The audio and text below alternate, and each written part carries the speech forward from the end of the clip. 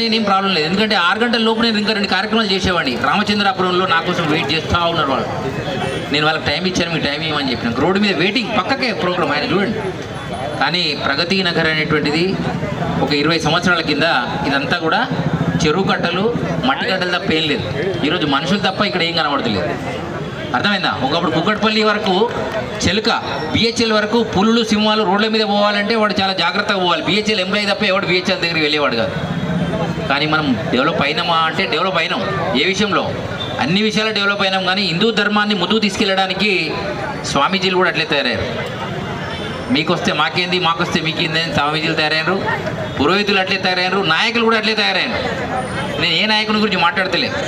మన నాయకులు మీ నాయకులు కాదు. నాయకుడు అనేటువంటి ఎట్లయినా ఒకడే ఉంటాడు, పార్టీ ఏదైనా కావచ్చు. ఎందుకంటే ఆ స్టేజ్ అటువంటిది. నేనేమంటున్నా, మారాల్సింది మాత్రం ప్రజలు. అందులో మనమే మారాలి. ఎందుకంటే మనకు ఒక దేశం కూడా దిక్కు లేదు. ఒకరిని దంతే అవసరమైతే ఆఫ్ఘనిస్తాన్ పోతాడు, లేకపోతే అమెరికా పోతాడు, పాకిస్తాన్ పోతాడు.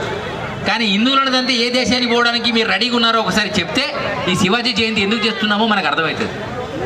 ఇలా కొన్నటిదాకా నేపాల్ హిందూ దేశంగా ఉండే, ఇప్పుడు అది కూడా లేదు.